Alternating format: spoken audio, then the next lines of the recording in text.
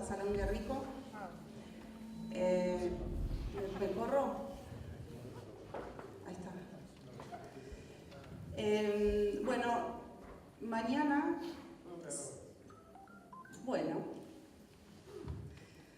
se cumplen 230 años del día del nacimiento de Dorrego.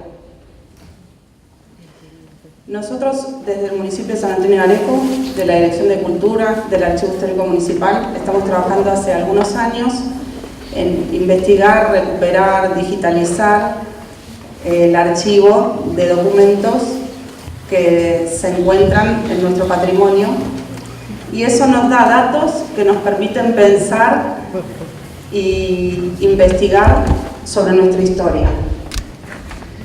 En ese proceso uno va conociendo y relacionándose con otras instituciones, gente que también está pensando, que está complejizando la historia, buscando esos datos para ver si se escribió sobre todo, si se relacionaron las cosas, dando nuevas miradas. En ese contexto, esta obra, escrita por Pacho O'Donnell, que tenemos el enorme privilegio de tenerla acá sentada,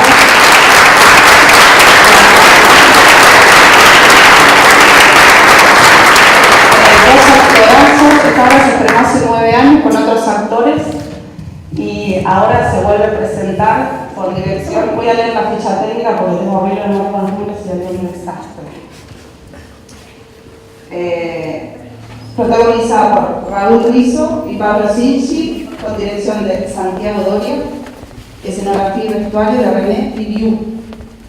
El asistente de dirección, Gastón Ares, que está por ahí atrás trabajando, así como todo el equipo de producción, los sonidistas de Jorge Botelli, a quien les pido un aplauso porque han trabajado muchísimo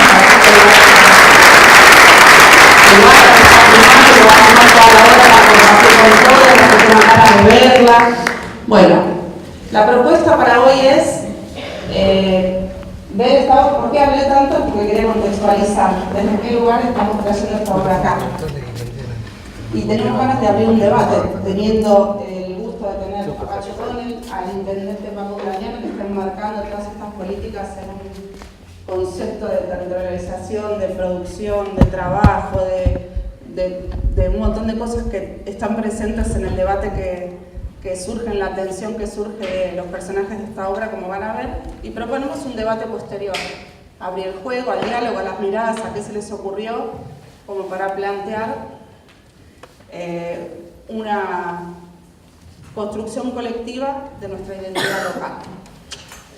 Bueno, dicho esto, le paso el micrófono a Pacho, que se pela por hablar. Te apago, Paco, gran amigo y gran intendente. Les voy a contar un poquito nomás. Van a ver una obra que ha sido premiada varias veces. Es una obra que ha tenido mucha suerte, que hace varios años que se está dando en distintos lados. Les voy a contar lo que está antes de esta obra. No es una ilustración histórica, es teatro, ¿no es cierto? Es decir, que de alguna manera el tema histórico da pretexto para una obra de teatro. Pero les voy a contar un poco qué pasa antes. Es Lord Ponsonby y Dorrego conversando. Lord Ponsonby es el embajador británico, vizconde, un hombre de la más alta nobleza, que tuvo una serie de misiones diplomáticas importantísimas para Gran Bretaña y todo el mundo. En aquella época los embajadores ingleses decidían guerras, decidían anexiones, eran verdaderamente plenipotenciarios. Se dice que Lord Ponsonby, de alguna manera está sugerido, visto la obra, es enviado acá, que era el otro extremo del mundo. Se lo sacó de encima el rey de Inglaterra porque pretendían la misma mujer. Entonces una forma de sacárselo de encima fue mandarlo a lo que realmente era el fin del mundo, Buenos Aires. El otro es Dorrego. Dorrego es un gran, enorme prócer argentino, una persona extraordinaria, es un gran admirador de Manuel Dorrego. Es interesante hacerlo acá porque muy cerca de acá es donde Dorrego es apresado, ¿no es cierto?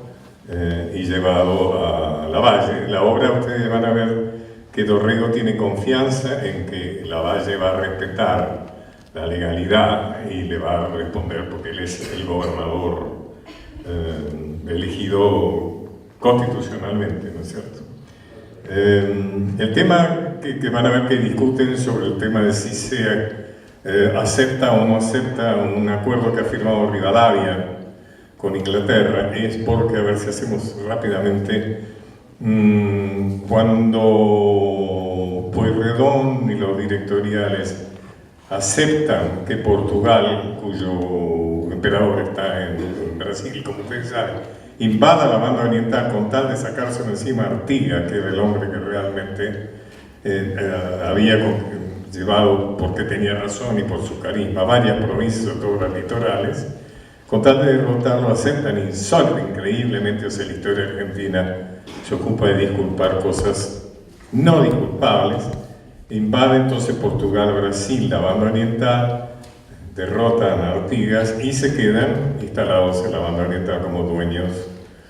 Entonces sucede el tema de los 33 orientales. Hay un uruguayo que invaden la banda oriental con tal de rescatarla de Brasil y entonces proponen que sea reintegrada al territorio de las Provincias Unidas. Argentina acepta y entonces se declara la guerra entre Brasil y Argentina. Una guerra que Argentina la tenía ganada, sobre todo después de un gran triunfo en la batalla de Ituzaingó. Las tropas dirigidas por Lavalle y por Alvear se imponen sorpresivamente al ejército brasileño que estaba apoyado además por Inglaterra, a pesar de lo cual Rivadavia, a través de su hombre de confianza, Manuel García, firma un tratado obedeciendo las instrucciones de Inglaterra, firma un tratado por el cual se entrega la banda oriental al Brasil. O sea, la banda oriental, a pesar de que Argentina ha triunfado en el campo de batalla, pasa a ser una provincia brasilera. Posteriormente hay otras negociaciones y finalmente, siempre por decisión de Inglaterra, Uruguay pasa a ser un país independiente. Lo que van a ver de alguna manera de discusión es que Dorrego, que es un gran patriota, se niega a aceptar ese tratado. El final, lo conocen, es conocido por todos, y bueno, espero que seguimos conversando.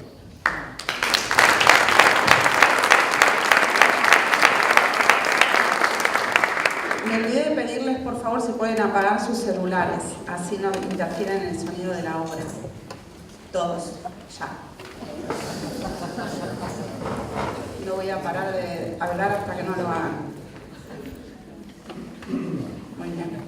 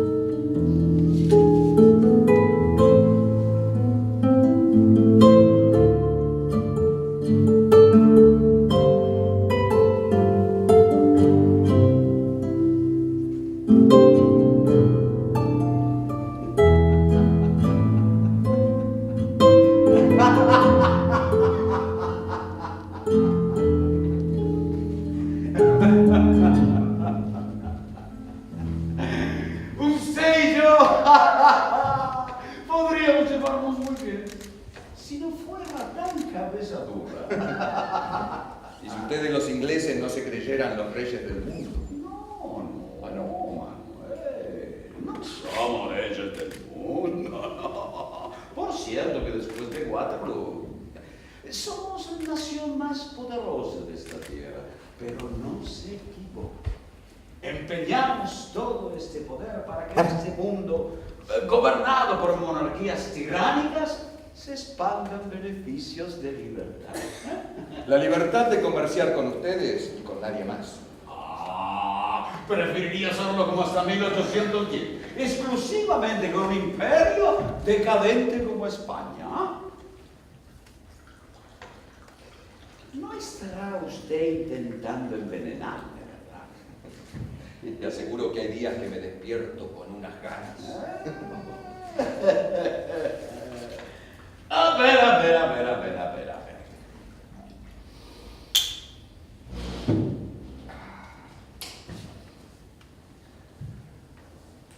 Esto no es gin. No, no es gin. Y si adivina tendrá premio. ¿Premio? Así es, cumpliré con lo que me viene a pedir o a exigir. Bien. Veamos. Probemos, mejor dicho.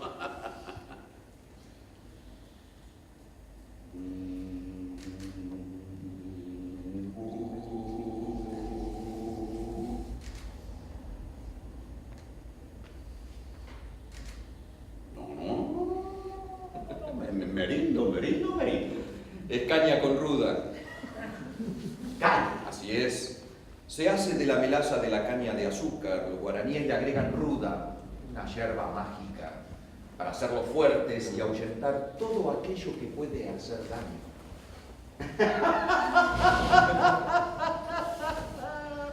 Ahora comprendo por qué usted me lo ha dado a beber. A su salud, señor embajador. Salud.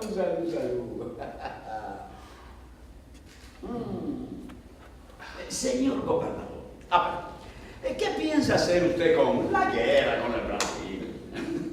Le recuerdo que acaba de perder su premio, señor embajador. De luego me responde esta pregunta. Seguirla, por supuesto. Es imposible aceptar que la banda oriental forme parte del Brasil. Bueno, pero eso fue lo que se firmó en Río de Janeiro. Debería respetarse.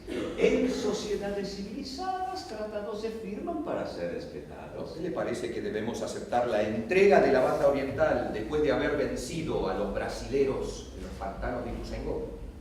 A ver, señor gobernador, usted parece no querer comprender que hay naciones que tienen derecho moral de conducir destinos de este mundo, de organizarlo y de garantizar el predominio de civilización por encima de lo selvático.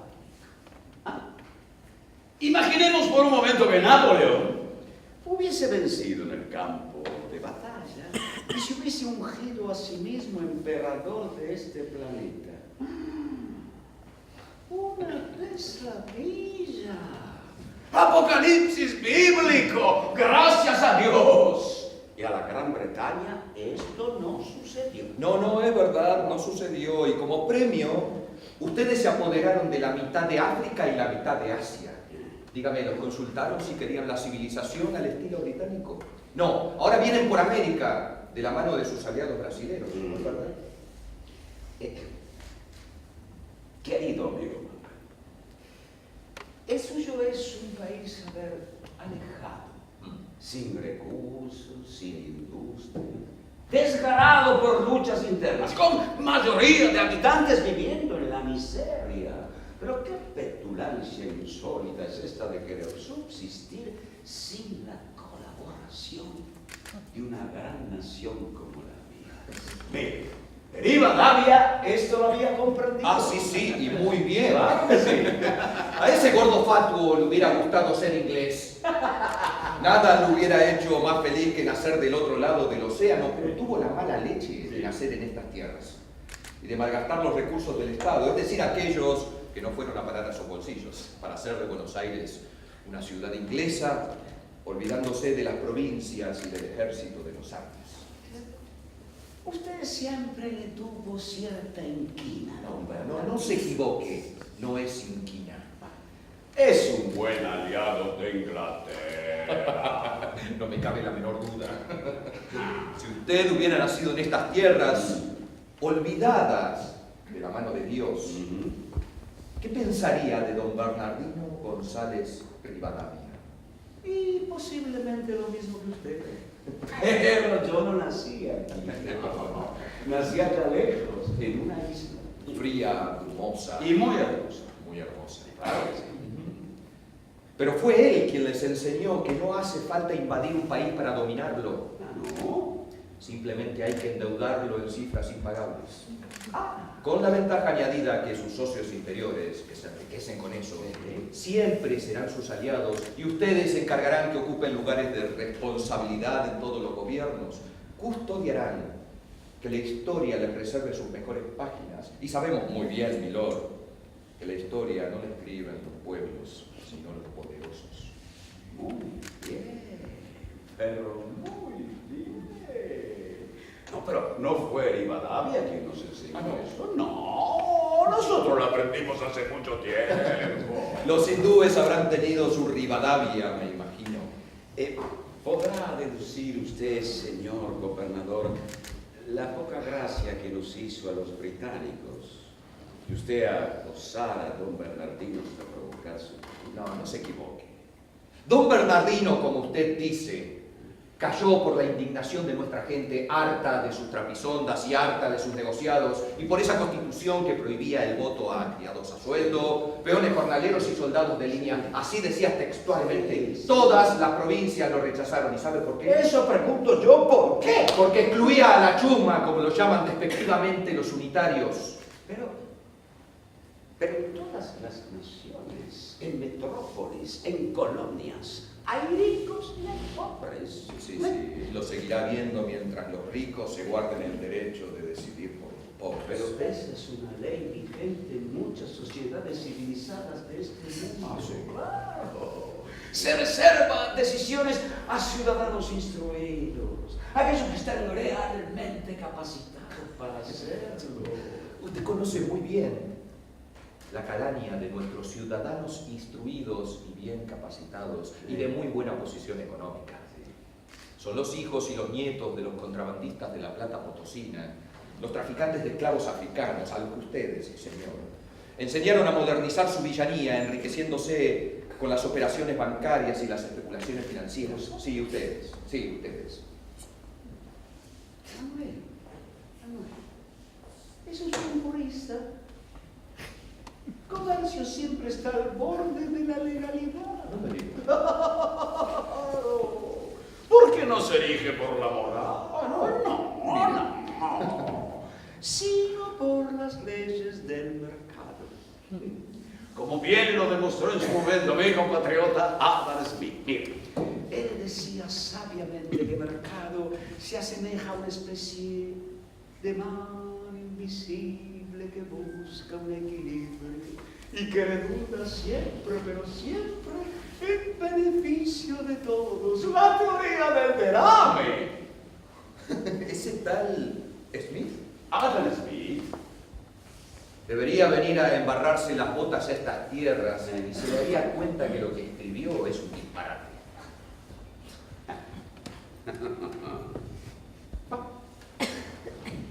Evidentemente no he muerto. Salvo que su veneno tenga un efecto retardado. No, salvo que los ingleses sean tan odiados por el resto del mundo y desde hace tanto tiempo que se hayan hecho resistentes a cualquier tipo de veneno. Si he logrado sobrevivir al clima de esta ciudad, ya nada puede hacerme daño, nada. Ayer, por ejemplo, calor, humedad pegajosa, trópico. Y por la noche fuimos torturados por un frío que parecía descender de misma cima de los Andes. Hay mucha humedad, milord. Tremenda la humedad, terrible. Usted es un hombre distinguido. Nadie puede dudar que es un auténtico noble inglés. ¿Varón de Aimokili o Imokili? Imokili. Ya. ¿Qué hacen estas tierras inhóspitas y tan lejanas? Sirvo mi corona. ¿Y Lady Cunningham? Mire, una mujer hermosa, elegante, culta. y sensual. Muy sensual, se lo aseguro. Con un pequeño defecto, si usted me lo permite. ¿Cuál? Su Majestad el Rey piensa exactamente lo mismo que usted. Los celos son crueles como el infierno y su ardor es el ardor del fuego. Bueno, no es una mala frase para un funcionario colonial destinado al último confín del mundo.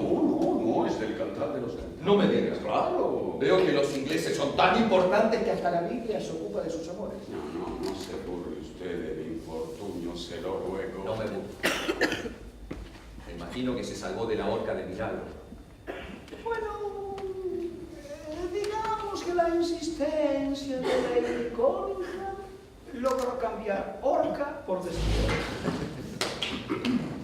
En un lugar lejano, muy lejano. ¿Por qué todavía no deshizo sus maletas, milord? Creo que alguno de mis sirvientes tiene lengua muy larga. Mira, el mayor de mis deseos es poder volver a mi patria lo antes posible. Ahora comprendo por qué está tan ansioso de cumplir su misión de incorporar la banda oriental al Brasil. Lo que más me gustaría a mí es ponerme de acuerdo con usted y no con sus adversarios, que en su mayoría me parecen despreciables. Pero son ellos los que entienden que este mundo tiene que tener mira puesta en civilización y no en barbarie. Y eso muchas veces tiene sus costos. ¿Ah? ¿Cuántos despropósitos se han hecho y se harán en nombre de lo que ustedes llaman civilización? ¿En la India han dejado algún palacio sano y salvo? ¿Sobrevivió algún elefante, algún tigre de Bengala a su ímpetu civilizador? ¿Dejaron alguna palmera en pie?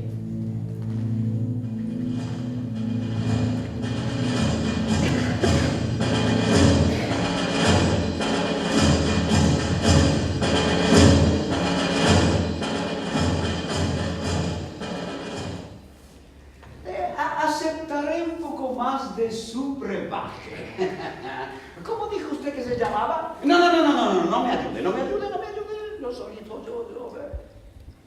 Muda. No era muda, como muda. No. Ruda. ¡Ruda! No, ruda no. Ruda no, ruda.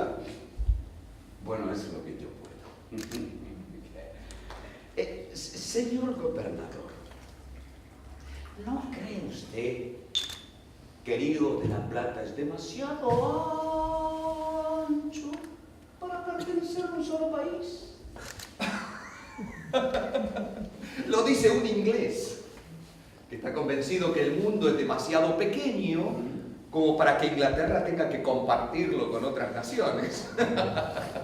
Bien, vayamos al grano. ¿Cuándo firmará la paz con el Brasil? Usted parece sordo. Ya le dije que nunca. Firmar la paz sería darle validez al tratado y eso es inaceptable. La guerra continuará.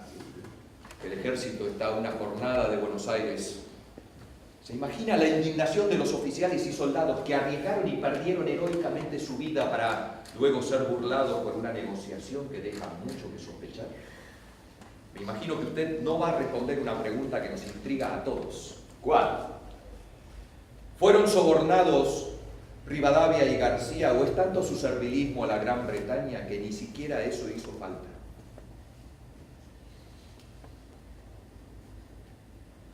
Tal vez no haya que elegir entre una de esas dos sospechas. Creo que tendremos otra noche fría. Estos son los momentos en los que lamento estar solo. Sin embargo, me llegan informaciones que son muy pocas las noches que usted duerme sin compañía, mi lord. Ay, ¡qué Manuel este! ¡Lo sabe todo! ¡Está enterado de todo! ¡Qué Manuel! Entonces usted continuará con esta guerra, pero una guerra es una empresa cara, muy cara. Los ingleses sabemos sobradamente sobre estos asuntos. A ver, ¿cómo piensa financiarla? Porque su banco está exhausto y su tesoro vacío. Así es, así lo dejaron sus amigos unitarios y sus cómplices, entre los cuales hay varios compatriotas suyos. ¿Quién? El cónsul Paris Robertson. No. En su momento escribí a Londres diciendo que no me parecía adecuado que un espía, un buen espía por otra parte, fuese nombrado cónsul, pero nunca recibí respuesta. No sé, nunca. Hablando de espías, lea.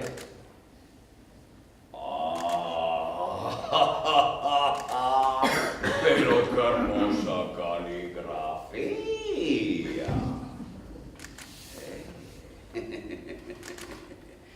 Veo que tiene usted un muy buen servicio secreto. Mis espías son los criados a sueldo, ellos son los que vienen y me informan qué están tramando sus patrones. ¿Por qué está empecinado en desalojarme del gobierno, como dice esa comunicación, a su cancillería? Y además, pronostica que duraré muy poco en este lugar. Yo podría desmentir este papel, pero no lo haré. Es usted el que me está forzando a acordar con notables de Buenos Aires. Los de la clase decente, como dice esta comunicación. Dado por sentado, señor, que los pobres son indecentes. Lo cierto es que si usted conspira en mi contra junto a los unitarios, no es precisamente por el tema de la banda oriental. No, señor, es por el temor que junto a los orilleros, los indios, los gauchos y los mulatos que creen en mí, tomemos el poder y cambiemos las cosas. Es por eso que están temerosos. Que el ejército que está a unas horas de Buenos Aires se decida a apoyarme. Eso sería un jaque mate. ¡Jaque! ¡Jaque, Manuel! Para que fuese mate usted necesita dinero que no tiene. Ninguna empresa puede llevarse adelante en este mundo sin dinero. Esa es precisamente mi desventaja ante la Company. Mi situación económica no es para nada comparable con la de nuestro soberano. Con la esperanza que algún banco extranjero nos conceda un préstamo. ¿Préstamo? Sí, un préstamo. Pero qué genial. Pero si usted acaba de anunciar que interrumpe el pago de deuda de Provincias Unidas con Banca Berry. ¡Eso fue una estafa! ¡Una estafa! Reclamé a Londres algo de lo allí depositado y me ofrecieron una cifra irrisoria. A ver. Nada más que 50.000 libras. Bueno. Con el pretexto que le envío por barco, demasiado peligroso por los piratas. No, claro que sí, hombre. Si los piratas son ustedes, mi lord.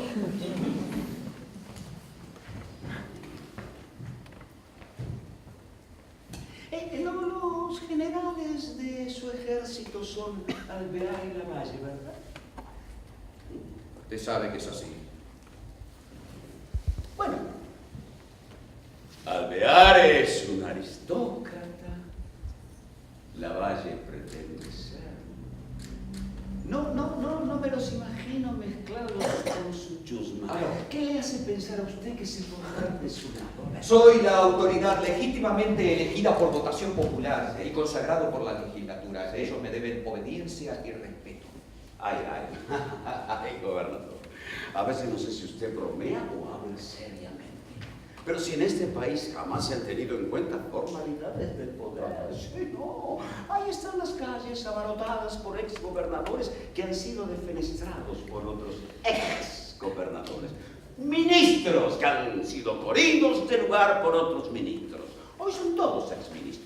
Y generales, muchas tropas se han sublevado y hoy conspiran para que otras tropas se subleven con los generales que hoy las mandan. Dejemos de lado a Alvear, que prefirió renunciar para salvarse de un juicio que se merece y espero que no se salve. En cuanto a Lavalle, Juan es un patriota. Eso es. Un héroe de Eso es. independencia, luchó bajo las órdenes de San Martín. Que dicho sea de paso, señor, lo tenía en muy buena consideración. Me han llegado informes que está furioso y desea continuar con esta guerra. Sí, pero habría que ver contra quién está dirigida esta furia. Porque muchos están convencidos que Rivadavia se vio obligado a firmar este tratado de paz con el Brasil por el acoso político al que lo sometieron usted y los suyos. Es decir, muchos a usted lo hacen responsable. Y este enojo se ahonda aún más, porque tengo entendido que su tropa hace muchos meses no percibe la paga. Así es, 6 meses para ser más exactos. Mientras en las ventanillas de los bancos se pagó en oro contante y sonante la letra de los especuladores hasta el último centavo. Sí, pero ese dinero se lo exigieron a usted. Hoy es la autoridad. Y me parece que esto les preocupa mucho más que continuar con esta guerra. Cuando me reúna con Lavalle le voy a explicar lo difícil de mi situación. Yo sé que él va a comprender. Además, le haré conocer mi proyecto de crear una federación de provincias igualitarias para que tengan la autonomía de designar sus propios poderes. Lograremos que los ingresos de la aduana no queden más para usufructo exclusivo de Buenos Aires.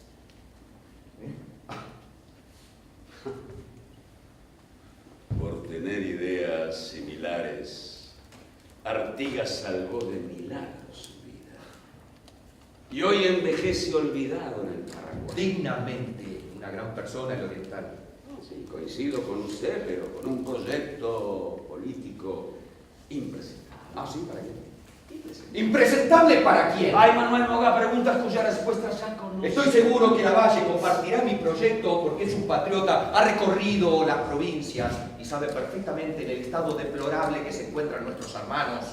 No es un tilingo como Rivadavia, Agüero, Varela, en el carril. Ellos nunca salieron de Buenos Aires. ¡Nunca! ¿Sabe usted quién tomó a su cargo manutención de esposa e hijos de Lavalle mientras este estaba en la campaña? Rivadavia, lo sé. Muy bien, muy bien. Estos son gestos que los caballeros no olvidan. ¿Qué está insinuando? Que Lavalle pertenece a la clase decente. Esa a la que usted desprecia con su demagogia provocativa. ¿Demagogia? Sí, demagogia, sí, demagogia. Se dice que hace más de lo aconsejable y prudente por ganarse el favor de esta chusma. Mire, esto que voy a decirle ahora me lo comentó General Iriarte. Iriarte. Sí, Iriarte. Casualmente se cruzó en la calle con usted. Sí, así es. Bueno, lo notó desaliñado, poco higiénico. Y él entiende que todo esto usted lo hace para ganar el favor de... ¿De quién? Ay, ¿cómo dijo él que se Chusma. llamaba? No era Chusma, no. ¡Ya!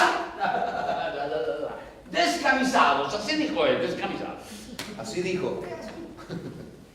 Le recuerdo que esos descamisados sacaron a patadas en el culo a sus compatriotas cuando quisieron invadirnos. Señor, la patria nada tiene que ver con el libre comercio, la libre navegación de los ríos. Esas son necesidades de los capitalistas, que pretenden confundir sus intereses con el de la nación. Y por defender esos intereses, son capaces de venderle el alma a su corona. A ver. Manuel, ¿por qué usted se siente responsable por la suerte de las clases inferiores? ¿Usted no? ¡No! Nunca sintió, no sé, la necesidad de hacer algo por los que menos tienen. Jamás, alguna vez me sentí conmovido por la persecución a la que se somete a católicos en mi país, pero nada más. Es usted un afortunado, créame. En cambio, yo me siento como parasitado, con la obligación de hacer algo por la suerte de los que menos tienen. Es como un mandato interior al que no me puedo escapar. Y no se trata de beneficencia, no señor, es que desgraciadamente comprendí que la miseria no responde a leyes de la naturaleza, predestinaciones ni castigos divinos. El culpable de la desgracia de un ser humano es siempre otro ser humano. Y créame, no desearía no tener esta compulsión a querer cambiar el mundo. Está muy bien, señor gobernador. Pero, a ver, ¿por qué tuvo usted que ponerle precios máximos al pan y a la carne? Ahí tiene un ejemplo. ¿No sería mucho más fácil para mí no enfrentarme a influyentes comerciantes y dejar que algunos se mueran de hambre por no poder comprar lo mínimo indispensable para alimentarse mientras otros se llenan la panza y los bolsillos? Pero no sería mucho más fácil. Sí, pero a veces las cosas no son como uno desearía. No, No. En mi país a esto lo llaman reality determination. determinación de la realidad. Hablo inglés. Ah, muy bien. Muy bien. Y no aceptarlo puede tener consecuencias graves. Muy graves en algunos casos. Mi derrocamiento, por ejemplo. Más graves aún. Y eso sí está en sus manos.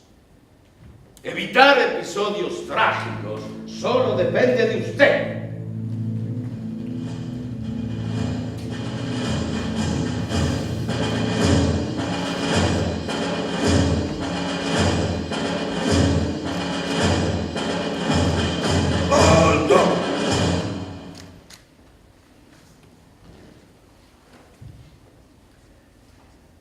Jamás firmaré la paz.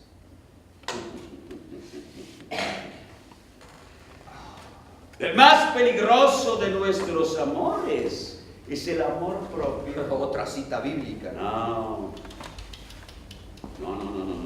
Esto fue lo que Talleyrand le dijo a Napoleón cuando éste invadió Rusia.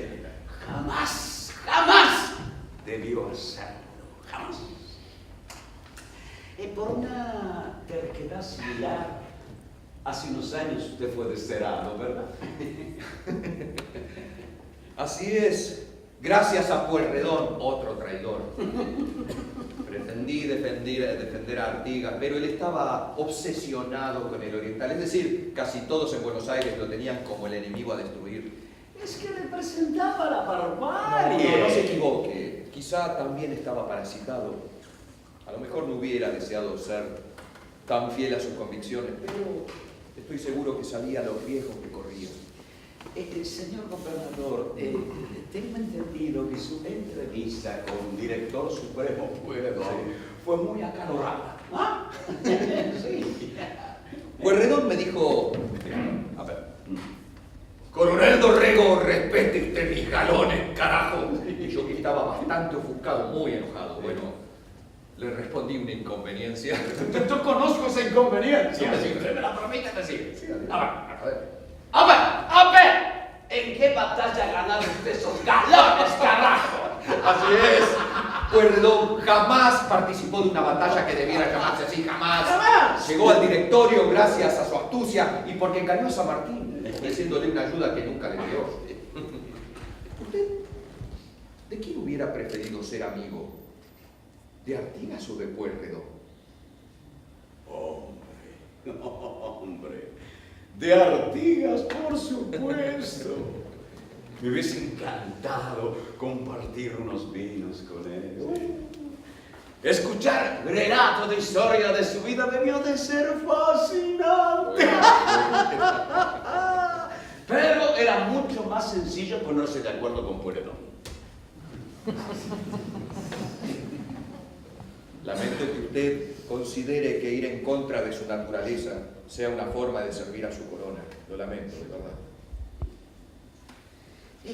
Antes de venir aquí pasé por la casa del doctor del Cari. Sí.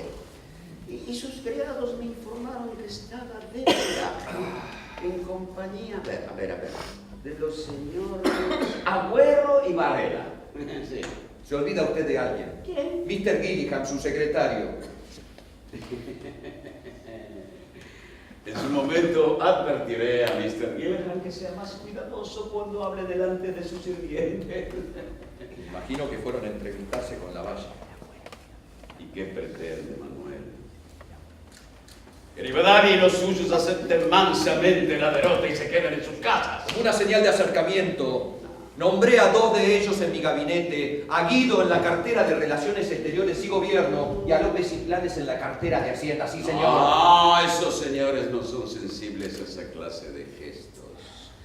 Como hombres de negocios están predispuestos a los hechos concretos.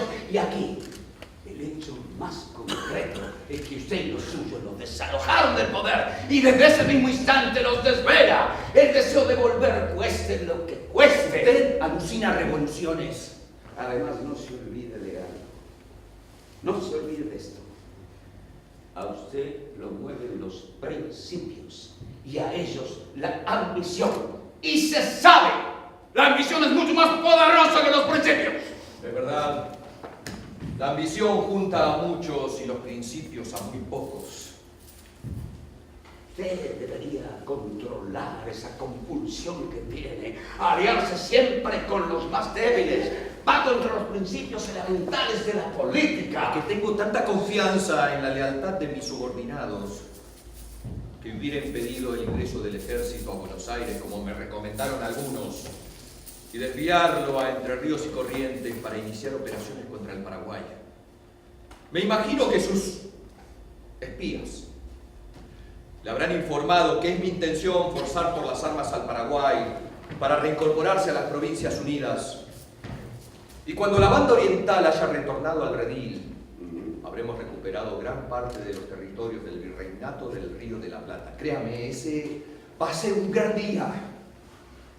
Si usted todavía se encuentra entre nosotros, Milord, para mí va a ser muy grato invitarlo a la celebración. Agradezco la deferencia, señor gobernador. En cuanto a Lavalle, que tanto parece preocuparlo o quizá esperanzarlo, ya verá que cuando ingrese a esta habitación y lo invite a ocupar la silla en la cual usted está sentado, todo quedará muy claro. Me temo que Lavalle no quiera sentarse en esta silla, sino en esa en la que usted está sentado. Insisto, usted alucina revoluciones. A ver, ¿qué imagina que estarán negociando en este momento emisarios que se han encontrado con él?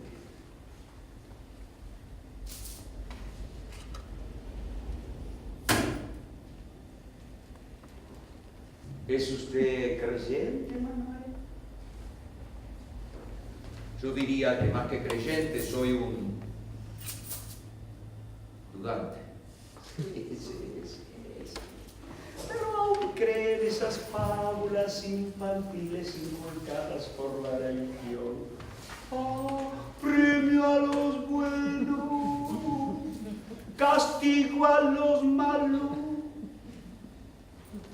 Mientras no esté demostrada la existencia del cielo y del infierno, no debería despreciarse el premio aquí abajo, en la tierra. Por otra parte, ¿quién le asegura a usted que la razón no esté de mi lado? Es usted un muy buen negociador inglés, muy bueno. En cambio, yo apenas intento ser un buen patriota argentino. Esa es la diferencia entre usted y yo, y quizás sea insalvable. En cuanto a acciones contra el Paraguay, acabo de recibir una comunicación de mi primer ministro. Las considera plenamente justificadas. Eso quiere decir que si yo ataco al Paraguay, dispondré de los fondos que se me niegan para reincorporar la banda oriental. Mire, voy a hacerle una propuesta que creo vencerá su obstinación. Si usted firma este tratado de paz con el Brasil y comunica acciones contra el Paraguay y salda esta deuda atrasada con su tropa, con un dinero que yo le facilitaré, ni Lavalle ni sus oficiales podrán acusarlo de cobarde y saciar en tierras guaraníes ese hambre de guerra que distingue a ejércitos de su país. Y usted podrá seguir gobernando, nosotros ser amigos. Créame, es algo que deseo. No deja un hilo suelto. A ver, Manuel, ayúdeme a salir de una duda. Siendo su territorio tan extenso y prácticamente despoblado, ¿por qué se obstina en no perder banda oriental? Porque el Río de la Plata es nuestro, nos pertenece. Si nos arrebatan uno de sus márgenes, pasará a ser un río internacional y perderemos todo derecho a controlar su navegación. Además, la banda oriental es tierra fértil ocupada por gente generosa. Demasiados territorios ya hemos perdido. ¿Está usted hablando de soberanía? Veo que empieza a entenderme. ¡Ay, soberanía! Así es. ¡Una abstracción! pero no se puede ir a una guerra por una abstracción.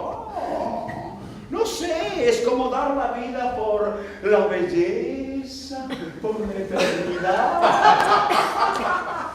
Usted trabaja para la monarquía, otra abstracción. Usted llama abstracción a un sistema de gobierno que ha impuesto su poder por todo este planeta. Así es. No se equivoque, amigo mío. Imperio Británico es de un equilibrio perfecto entre intereses de nobleza y burguesía, nobles y burgueses. Están convencidos de grandeza de la Gran Bretaña y tienen astucia suficiente de no disputarse buenos negocios, no, sino de compartirlos. Claro. Y para eso nada mejor que fraccionar los antiguos virreinatos y capitanías americanas para que las naciones sean pequeñas y fáciles de dominar. Acabamos de perder el Alto Perú, señor, sin que sus aliados de Buenos Aires hayan enviado no un ejército, ni siquiera una nota de protesta. Y usted pretende que perdamos la banda oriental. Es que no somos tan poderosos. Ah, no. No. Las cosas suceden porque tienen que suceder y no porque mi país lo dijo. Sí, contra eso estaba empeñado Bolívar. ¡Bolívar! ¡Sí, Bolívar! En que las naciones sean fuertes para enfrentarse a la voracidad de los imperios, especialmente del suyo. ¿Olvida usted acaso el poco eco que tuvo entre naciones americanas su convocatoria a Congreso de Panamá? No me olvido, porque ustedes se encargaron que fracasara. ¿O no fue su amigo y protegido Rivadavia que contestó irónicamente, argumentando que asistiría siempre y cuando lo hagan los representantes de los Estados Unidos y la Gran Bretaña? Conozco ese texto palabra por palabra. Usted se lo dictó. Debía haberlo sospechado, pero... En cuanto a Bolívar, siempre pesará sobre su conciencia la muerte de Miranda, más grande revolucionario americano. Cuide sus expresiones, señor embajador. Está usted injuriando a una gran persona que tuve el privilegio de conocer. Se dice. ¿Qué se dice? Se dice que usted le ha pedido ayuda para enfrentar al Brasil. Me imagino que sus alcahuetes le habrán informado si se comprometió a ayudarme o no. Lo que sí se sabe es que ejerce una gran influencia sobre usted. Los necios llaman influencia a lo que es una coincidencia, carajo.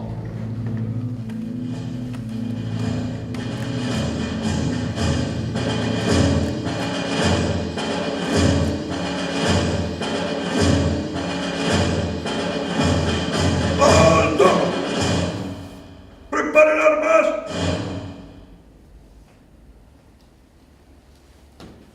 Acabo de hacerle una propuesta que debería apresurarse en aceptar, porque yo estoy convencido de que usted corre serio peligro. Un gesto de amistad que merecería su contraparte. Todo es un toma y daca.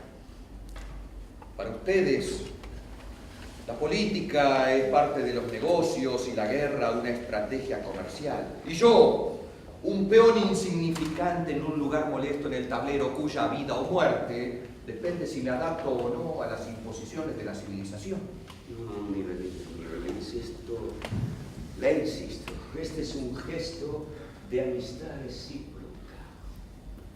Mire, yo estoy convencido, que usted pasará a la historia de Provincias Unidas de Río de la Plata como un gran gobernante, alguien preocupado por el bienestar de sus gobernados, por progreso de esta ciudad. Como su amigo Rivadavia. ¡Ay! Escúcheme bien y grábeselo en la memoria. Escuche.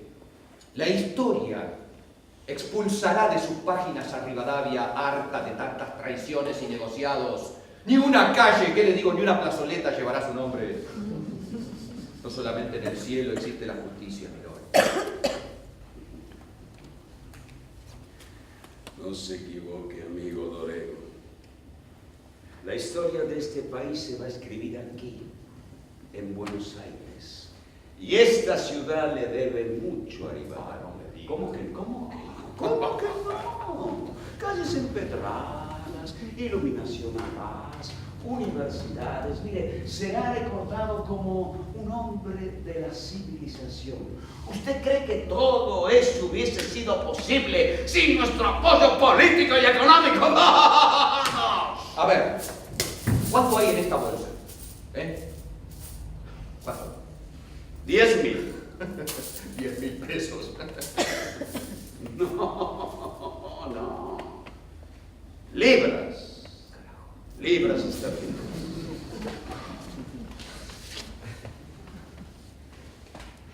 Señor gobernador, ¿cómo se encuentra su bella esposa? Seguramente gozando de estos tiempos de bonanza y recuperándose de extravíos políticos de un marido tan obstinado. Coincidirá conmigo que ella merece una vida placentera, como las otras señoras de la alta sociedad porteña. Sin dudas. Usted sabe ubicar con precisión las zonas más débiles de los demás. Mire, Corona Británica recibiría con sumo agrado a su esposa, a sus hijas, para hacerle conocer bellezas de nuestras islas. Mientras tanto, usted aquí puede seguir ocupándose de asuntos del gobierno. Angelita siempre soñó con conocer Europa, ¿sabe? Y sería muy egoísta de su parte negarle esa posibilidad. Que me consuela saber que su sufrimiento le ha ganado la confianza del Dios a quien tanto le reza. Es muy creyente, ¿sabe? Sí, claro. Pero usted debería ocuparse que no haya más sufrimientos en su vida. Es que Angelita siempre me amó así. Durante mi destierro se empleó como costurera y me enviaba palabras de aliento. Jamás se quejó de su suerte. Estoy seguro que si las cosas cambiaran, volvería a emplearse como costurera y lo haría con la misma dignidad.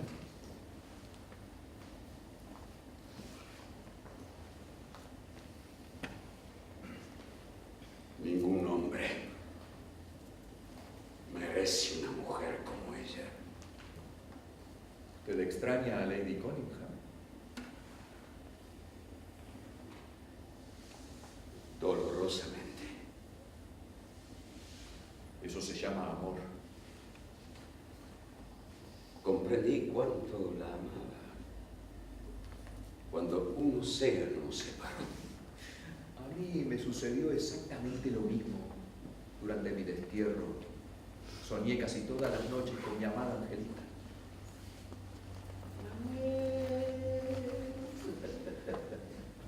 Entonces, brindemos por el amor.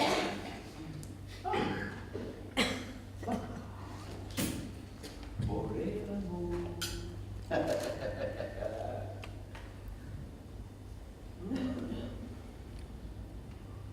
Querido amigo Dorego, un buen político tiene que saber diagnosticar correctamente los factores de poder, los reales factores de poder, y hacer alianzas con aquellos que le permitan llevar adelante sus iniciativas. Usted está en la incómoda posición de tener que responder a intereses de provincias justo en el centro del poder porteño. Y los intereses de Buenos Aires y los de las provincias son incompatibles. Y me temo que lo serán por mucho tiempo. Pero eso quiere decir que si yo me someto a sus argumentos, los doctores unitarios dejarían de conspirar en mi contra. No solo eso, sino que también protegerá a sus queridos pobres. Porque estoy convencido que los unitarios no se conformarán con su cabeza, no. A partir de allí saldrán a la caza de todo gaucho federal que ande por la campaña para arrancar de cuajos, sí señor, lo que ellos consideran una amenaza. El temor que ustedes, los decentes, tienen es que las chusmas de las ciudades, junto a los caudillos provinciales y sus montoneras, aprovechando que estoy en el gobierno, salgan a la calle a reclamar lo que legítimamente les pertenece. Entonces se terminarían las prebendas, los negociados y los privilegios. ¡Ay, Manuel! Si hay algo que un político no puede permitirse, es la ingenuidad.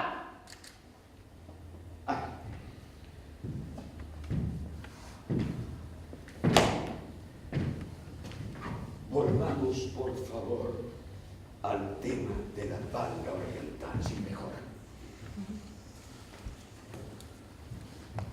Si la guerra continuara y la Gran Bretaña se mantuviera neutral, estoy seguro que las Provincias Unidas vencerían al Brasil y la banda oriental volvería a ser otra de nuestras provincias.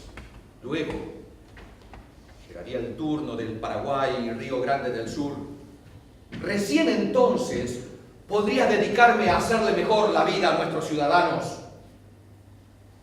Luego, usted y yo podríamos sentarnos alrededor de una mesa a anudar acuerdos favorables para su nación y para la mía. Eso sí, lo haríamos en un plano de igualdad y hasta podríamos llegar a ser amigos.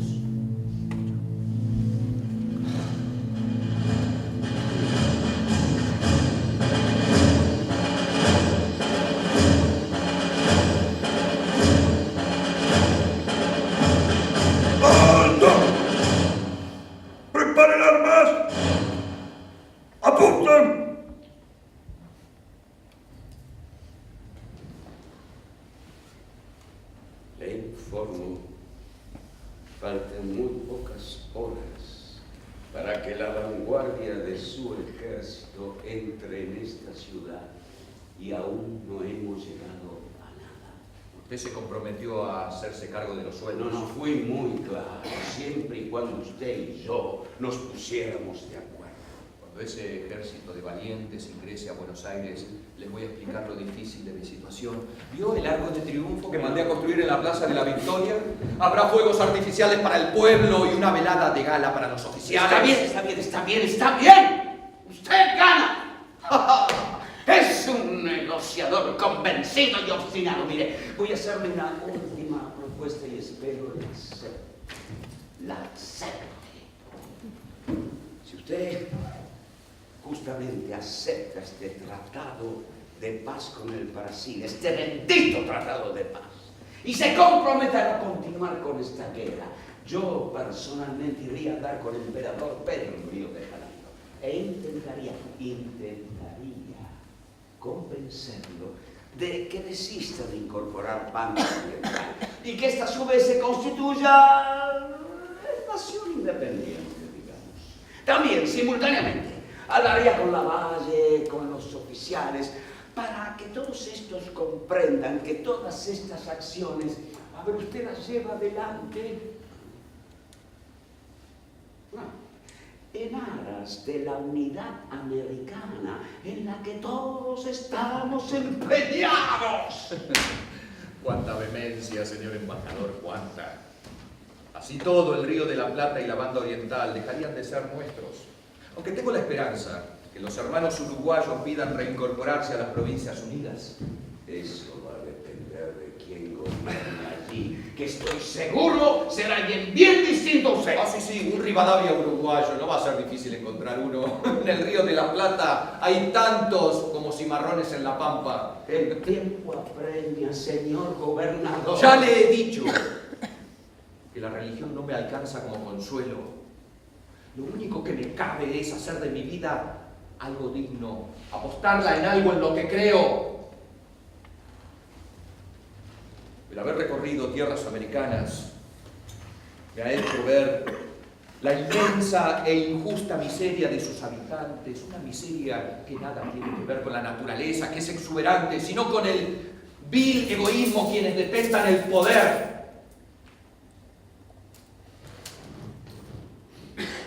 ¿No sabe usted lo tentado que estoy de aceptar su soborno? ¡No! ¡Premio, Manuel! ¡Premio!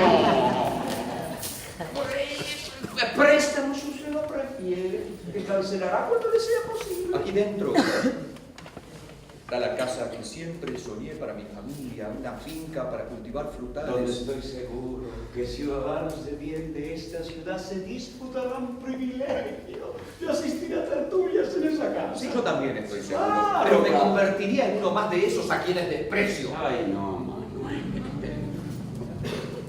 Ay, usted tiene incrustado en el alma ese equívoco católico de que dinero es algo malo. Dinero no es malo si es bien habida.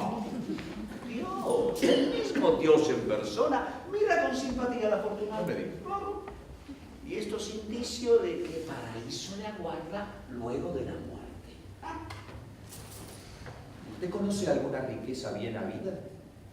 Créame que en estas tierras no las hay. Siempre habrá algún encomendero, un contrabandista, un traficante de esclavos, un cura corrupto en tiempos pasados. En Buenos Aires, los descendientes de esos injustos son expertos en lavar culpas. Hacen donaciones a la iglesia, concurren asiduamente a misa y guardan un severo recato en los modales. Y critican despiadadamente a aquellos que se atreven a apartarse de las buenas costumbres, es decir, las de ellos.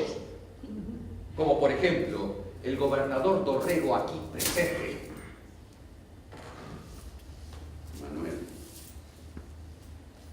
Manuel, usted tiene en sus manos la posibilidad de una vida holgada, que merece como pocos,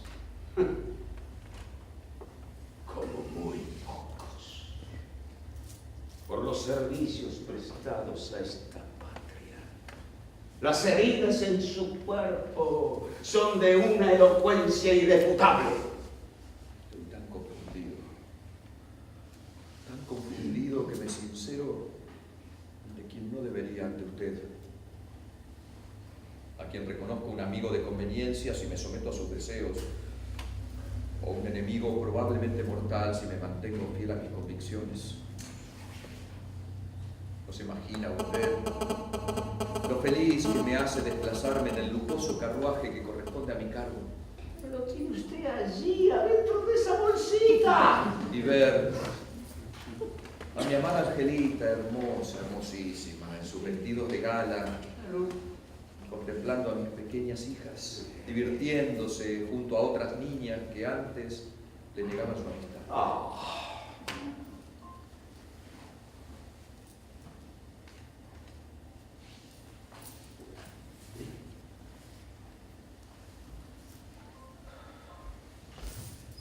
No puedo. Estamos empezando a entendernos. Es que es más fuerte que mis deseos.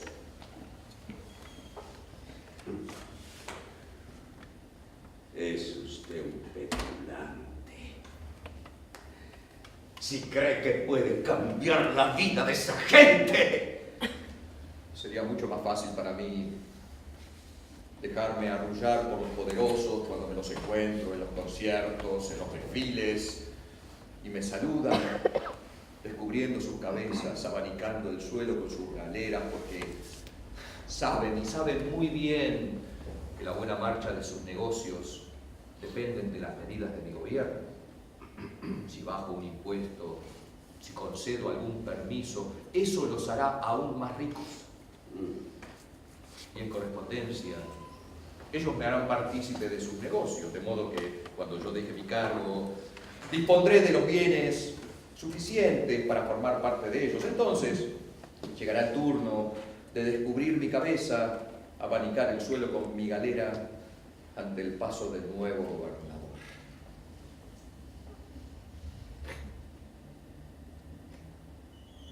No puedo.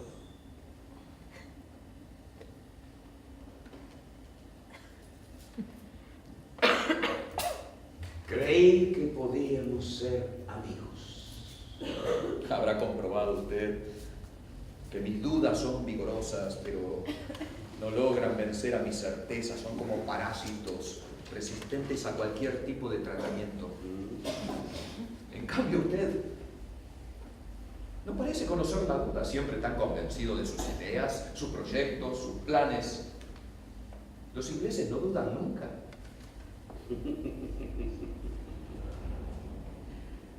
No sé si usted lo dice irónicamente, pero la inmensa grandeza del Imperio Británico no solo está en su poderío, sino principalmente en sus objetivos, que son los de enseñar a este mundo beneficios de revolución industrial, parlamentarismo político, empirismo científico, liberalismo económico. Ser ciudadano del imperio es estar llamado a una misión superior, la de mejorar la condición humana y más aún si se es servidor de esa corona, como es en mi caso. Entonces no hay espacio para la duda. Lo escucho y me estremezco. Le temo más a un civilizador convencido de las virtudes del progreso que a un indio que balonea para robar caballos y hacerse un poco de ginebra. Va a ser mejor que demos por concluida esta conversación. Señor gobernador, agradezco la deferencia de haberme recibido. Le enviaré algunas botellas de caña con ruda, se lo prometo. No se moleste usted, se lo agradezco, por supuesto. Pero prefiero nuestro gin, nuestro brandy, sí. Pronto llegará el ejército y ya verá que se presentarán ante mí Lavalle y sus oficiales para expresarle su lealtad, y comprobará usted que hay argentinos que no se andan vendiendo a los de afuera en perjuicio de nuestra patria. Ojalá tenga usted razón. Créame, soy sincero. No me gustaría volver a ver a su amada Angelita cosiendo para la gente bien de Buenos Aires. Vaya por Dios. Y deshaga sus maletas. Escríbale a Lady Conyngham que su espera se prolongará, porque la banda oriental seguirá siendo nuestra.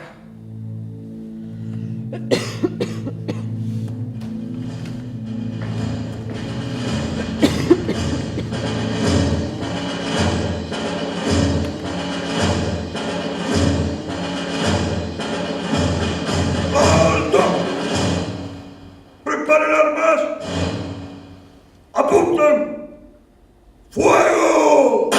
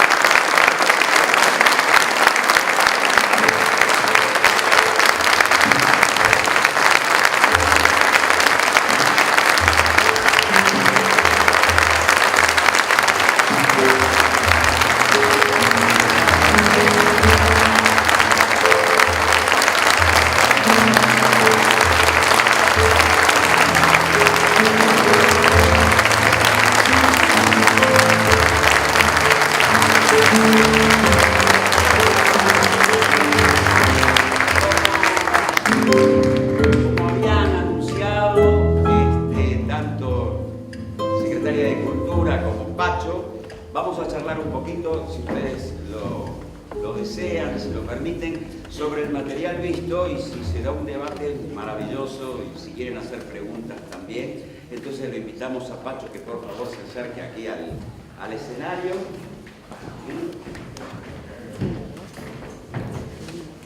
Venga, Pacho, dame.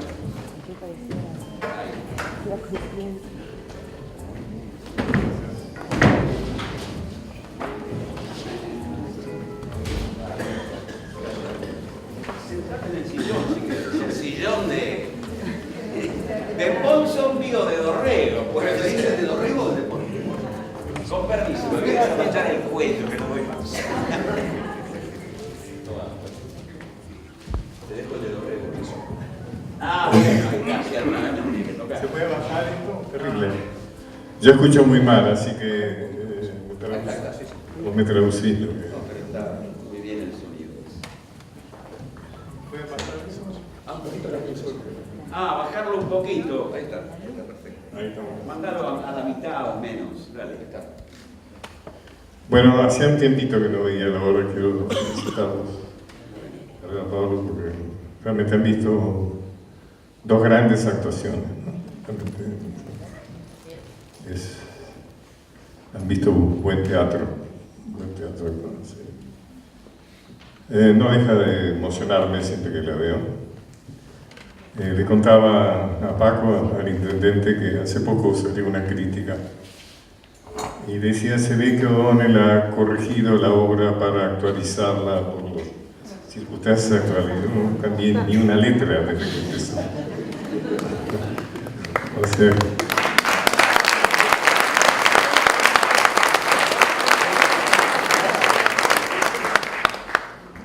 bueno, les contaba al principio, les dije cómo empezaba todo esto, ¿no? El tema de la banda oriental, Lord Ponsonby, etc. Y ahora ustedes saben cómo terminó, ¿no? O sea, Lavalle traiciona, Lavalle da un golpe de Estado, Dorrego se va de Buenos Aires, va a buscar el regimiento 2, ¿no es cierto? El regimiento que era de Húsares, el regimiento 5 de caballería, perdón, donde está su amigo Pacheco, buscando apoyo. Rosa le ha dicho de ir hacia Santa Fe a buscar el apoyo de Stanislao López. Y Escribano, que es el segundo de Pacheco, traiciona, lo toma preso con hacha, los dos con destinos muy trágicos. Después pagaron esta traición muy sangrientamente. Y toman preso también a Pacheco, que luego será una persona fundamental en el gobierno de Rosas, a Dorrego y al hermano de Dorrego, Luis. Y bueno, lo dejan, y luego Rauch, que era un hombre que odiaba cuando Dorrego siente que le han encargado a Rauch, porque Rauch era el jefe antes del regimiento de Húsares, ¿no es cierto? Y Dorrego lo ha eliminado, digamos, le ha sacado el cargo para dárselo a Pacheco. Bueno, la cuestión es que lo aborrece, la cuestión es que lo lleva a Lavalle, que está en la estancia de Almeida. Bueno, y ahí todos sabemos cómo fue fusilado. Quiero decir que muchas veces no muestran el fusilamiento del Río, a veces parece un hecho temperamental de Lavalle, no fue una decisión absolutamente fría tomada alrededor de una mesa en Buenos Aires. La mesa estaba Rivadavia, por supuesto, estaba Agüero, el segundo Agüero, estaba Del Carril, por supuesto. Bueno, había varias calles y avenidas Homenajeados todos esos. decidiendo que era un hombre demasiado peligroso. Es interesante porque Brown, que es el gobernador provisorio de Buenos Aires, ordena que lo lleven a Buenos Aires. Y por supuesto, esto es Del Carril, Agüero, todos estos, Martín Rodríguez inclusive está ahí. Dice que no, que ni se le ocurre que llegue a Buenos Aires, va a salir toda la gente a la calle, porque era un jefe popular. O sea, ni se le ocurre a toda la Buenos Aires, vamos a tener una pueblada ahí. Entonces deciden, entonces están las famosas cartas que le envían a Lavalle, donde le hacen la cabeza y lo convence de que lo mejor que puede hacer es matarlo, sacar de encima a este tipo peligroso. Y es muy interesante cuando ustedes puedan por ahí en internet buscar cómo Lavalle anuncia el fusilamiento de Dorrego. Y lo hace evidentemente convencido de que ha hecho algo tremendo, ¿no? Dice: lo mejor que puedo hacer por mi patria, a este pueblo enlutado por él, o sea, es el pueblo enlutado por la muerte de Dorrego. Y lo persiguió toda la vida, ¿no? La culpa, inclusive yo he trabajado también sobre la línea de Pepe Rosa acerca del suicidio de Lavalle. ¿Se acuerdan que siempre nos ha contado que Lavalle muere a través de una bala que atraviesa la cerradura de una puerta en Jujuy, que muere casualmente?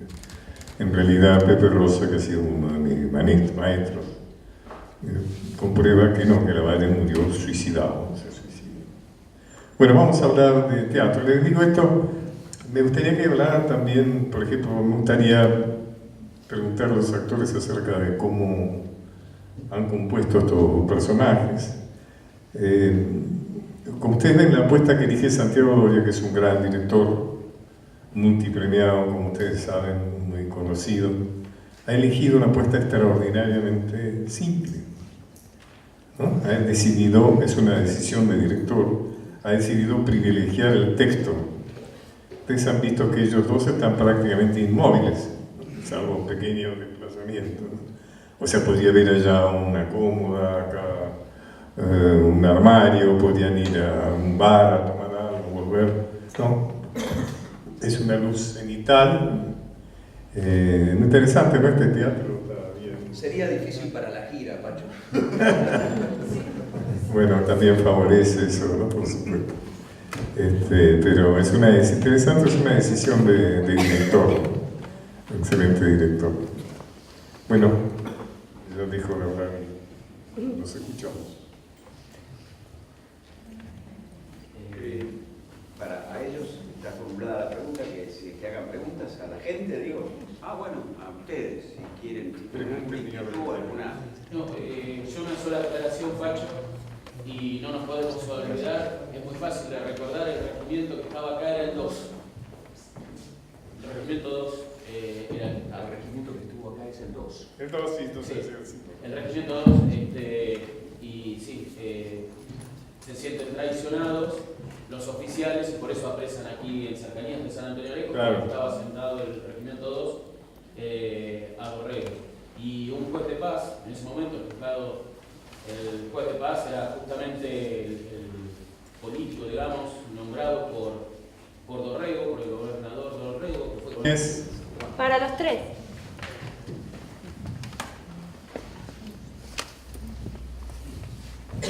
Buenas noches.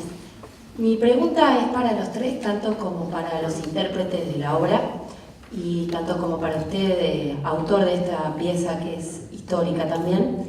Entonces, es una pregunta personal y me interesaría saber, como personas, qué piensan ustedes, qué sienten, si sienten que hemos perdido o esto es una forma de lucha también, ¿no? Ahí te trabaja.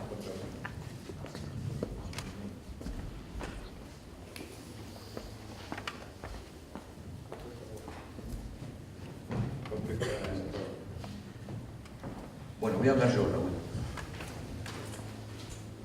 La realidad es que la obra, por lo menos Manuel Dorrego, es un personaje que está en las cercanías, o por lo menos a mí me encantaría transitar su misma vereda, ¿no? Y la realidad es que el teatro es una forma de expresión, de lucha, de poder simplemente comunicar todo lo que uno piensa, más allá que hay personajes que uno transita en el teatro que quizá uno no es en absoluto esa persona, pero realmente para mí la tentación es una forma de lucha, ¿sí? Y más en estos momentos donde realmente la necesitamos, ¿no? De lucha y de resistencia. Sí. Bueno, hablo así, sí. Antes hablé sin la función, sin el micrófono, ¿por qué la tengo que usar ahora? No, digo que sí, acuerdo con lo que dice Pablo, y además yo le sumo para que lo reflexionemos, ¿no? Nos vayamos pensando de aquí con eso. Hace un tiempo acá se habló de una grieta que tiene unos pocos años, y yo digo que la grieta está desde siempre en nuestro país. Es una falacia, como tantas otras, de decir que hubo una grieta, porque yo me pregunto entonces, si no fue una grieta o ahondar la grieta, ese fusilamiento de alguien que había sido elegido democráticamente por el pueblo con voto y consagrado por la legislatura, se lo fusila en horas, se decide más aún. Lo que Lavalle le hace a Dorrego es el primer golpe de Estado de la Argentina, ese fue el primer golpe de Estado, no fue Irigoyen, fue a Dorrego el primer golpe de Estado. Esta es la realidad. Posteriormente a eso se lo fusila sin darle chance alguna. Si eso no es colaborar con la grieta o de aquellos años, ¿verdad?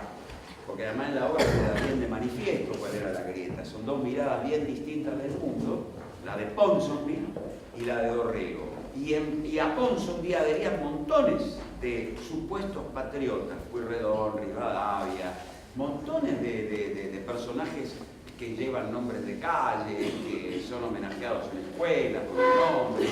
Es decir, esto es para preguntárselo, ¿no? Y responder qué querían unos y qué querían otros. básicamente. ¿Qué quería? El proyecto de Dorrego era un proyecto para todos. Y lo que quería nosotros era un proyecto para unos pocos. Ya la grieta empezó en la primera junta, saaderistas y morenistas, y eran dos proyectos bien diferenciados. ¿Qué fueron los bombardeos de la Plaza de Mayo del 16 de junio de 1955? Sino fue una grieta donde mataron dos colectivos llenos de niños que iban a visitar la Casa de Gobierno y querían conocerla ese día. Y los mataron los buenos argentinos que tiraban bombas de los aviones. ¿Eso no era grieta o la grieta hace 10, 12, 15 años que la tenemos? ¿Qué falacia es esa? ¿Qué mentira nos quieren vender? Como tantas otras que nos están vendiendo todos los días, pero sistemáticamente. Como esa, hay montones de mentiras. Yo creo que el teatro es un vehículo maravilloso, porque el teatro poéticamente te cuenta la historia. Yo creo que esta obra merecería ser dada en las escuelas, que los chicos y los profesores también, que le enseñan muy mal a Dorrego. Lo pasan de largo como si fuera, fíjense, y te dejo, Pacho, es una bisagra en la historia del fusilamiento de Dorrego, es una bisagra. Fíjense que a partir del fusilamiento de Dorrego, la lucha de unitarios y federales se hace sangrienta y carnicera en este país como no se registra. Quiere decir que no fue cualquier muerte, ni fue cualquier destitución. Era alguien amado profundamente por el pueblo. Y una vez más al pueblo se le arrebata a los que aman, se los arrebata. Y vienen estos personajes siniestros a ocupar los lugares que no les corresponden, que no se merecen y que lo ganan siempre de una manera espuria. No tengan duda de eso, no tengan ninguna duda, grieta. Nada más.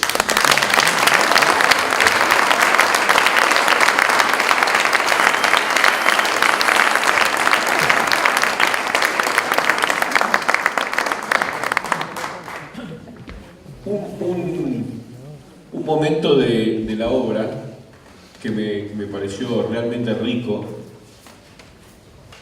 es en donde... Perdón. Yo uso dos audífonos, entonces necesito que me traduzcan. Perdón, yo voy a traducir. Pero quiere decir que oigo, pero si alguien tiene audífonos, Traducción simultánea. se funden las palabras. O sea, que estoy escuchando por No, hablar normalmente. No, te decía habla tranquilo, porque después me lo dicen. que en un momento de la obra que me pareció muy rico, casi el nudo, Manuel Dorrego plantea esta idea de que él está lleno de dudas y Lord Ponsonby se presenta como lleno de certezas.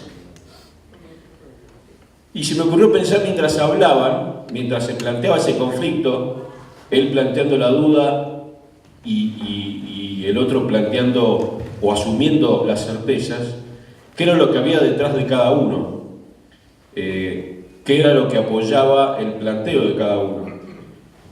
Y en realidad el planteo del imperio está sustentado sobre el dinero, que es la herramienta que él está ejerciendo en ese momento de la tentación, que sin ninguna duda expresa certezas. Y el planteo de Dorrego, que es el planteo del modelo nacional, plantea dudas y genera dudas. Si bien era consciente del apoyo popular, me parece que lo que le genera duda es cuándo o cuánto ese apoyo popular puede torcer el destino de las certezas, ¿no? Me generó esta idea de que, aún sabiendo la existencia del apoyo popular, a todos nos queda hoy la sensación de que no es suficiente o que es necesario plasmarlo de una manera más contundente para que se convierta de alguna manera en algo más fuerte que el dinero. Y mientras me generaba eso como obra, digo, más allá del dato histórico, también se me vino a la cabeza el diálogo que también existió entre Braden, el embajador del imperio, y Perón. ¿Será que me vaya traduciendo hasta ahora? Porque no sé Te lo voy a sintetizar.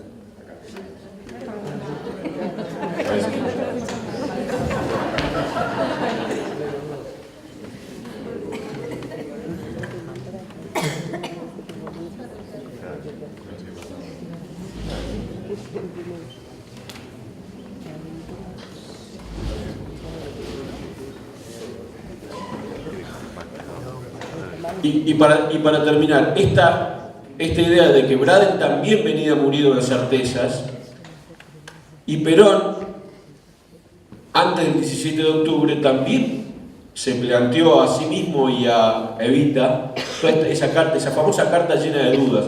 Nuestra vida está terminada, no tenemos que, acá terminó todo, me parece que esto no va más.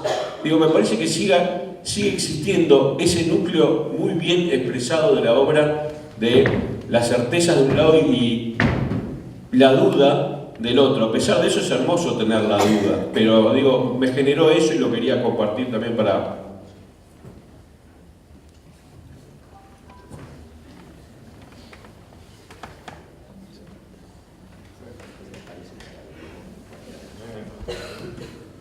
Muy bien, gracias.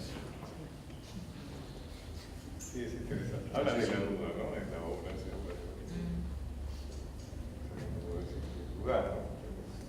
Y justamente la duda y el paralelismo entre lo que sucede en esa época y lo que sucedía en esto de esa conversación de Perón. Es interesante eso, ¿no? Hoy en la tarde, creo que viene a la tema.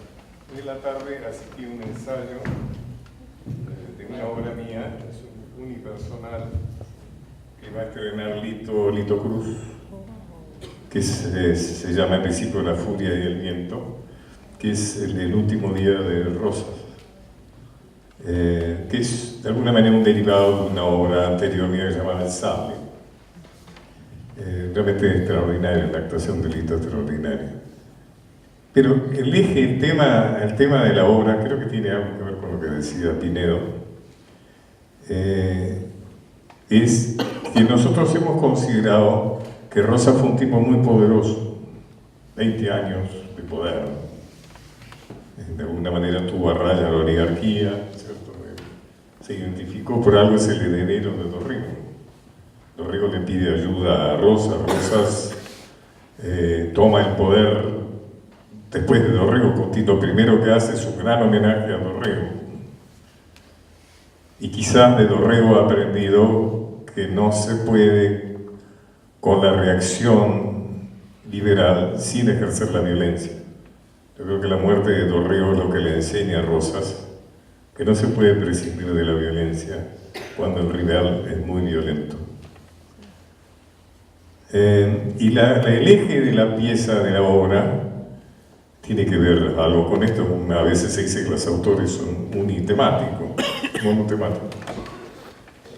Es que Rosas está a punto de morir en la miseria, fue un exilio extraordinariamente miserable, viviendo entre sus odiados ingleses a 11.000 kilómetros de su patria, absolutamente olvidado, absolutamente escarnecido, mientras que sus parientes, los Anchorena, al día siguiente de Caseros ya estaban haciendo negocio con los Urquiza.